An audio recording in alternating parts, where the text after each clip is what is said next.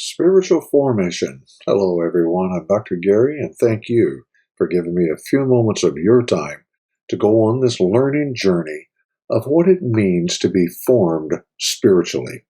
As we continue to work our way through the 9 pathways of spiritual development, we're going to look at the sensate today, loving God with the senses. These are believers whose hearts are awakened to God primarily through the 5 senses.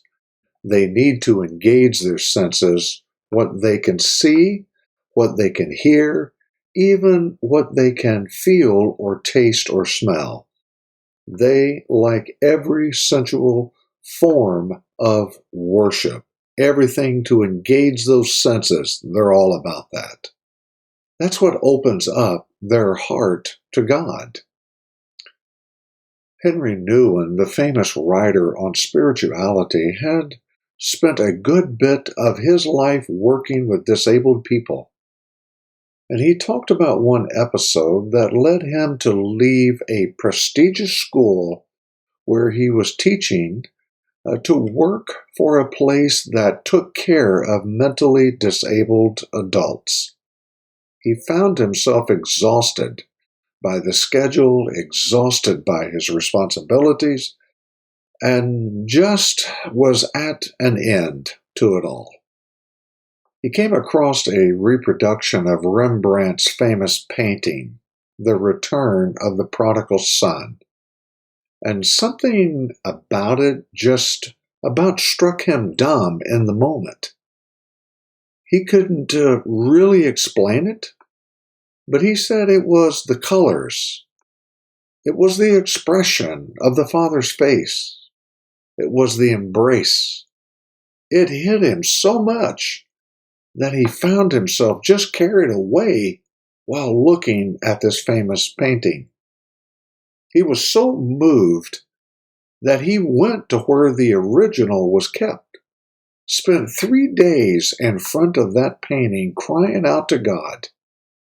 And that's where God gave him the redirection and urged him to leave what he was doing in academia to care for those mentally disabled people.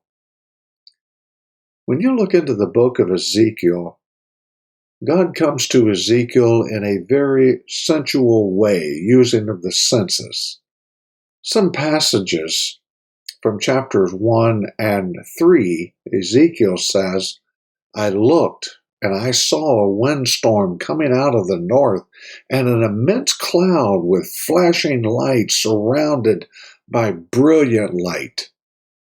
And then he talks about the glory of God that looked at the glowing metal, a brilliant light that surrounded him, and said he heard behind him a loud rumbling sound, the sound of wings of living creatures brushing against each other, the sound of wheels beside them.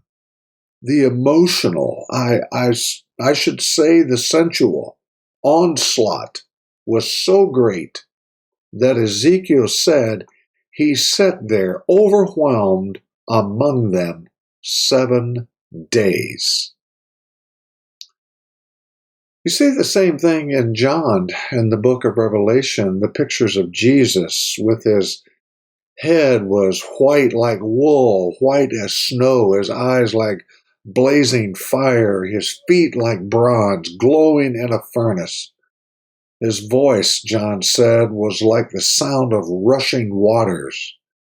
Again, this is very sensual, sensate, very loud, very colorful, very brilliant experience with God manifesting himself in the book of Revelation. So, the wise sensate will find out ways to engage his or her senses in times of personal devotion. The essence of sensate worship is an engagement of the human senses: sight, sound, smell, taste, touch. The Eastern Orthodox Church historically engages these senses in their weekly worship of pomp and circumstance, frankincense and myrrh incense, and bread and cup. Modern Pentecostal worship services involves many of these sensory experiences in their worship. However, for purposes of spiritual formation, an individual would need to find a means to engage the senses on a devotional level and to do that with frequency. Well, thank you so much for giving me a few moments of your time. I appreciate it immensely. I would be very grateful and very honored if you would share this content with your social platform so that others can know about this opportunity to grow in all things of spiritual formation. Well, until we can meet again, we bid you Godspeed. Bye for now.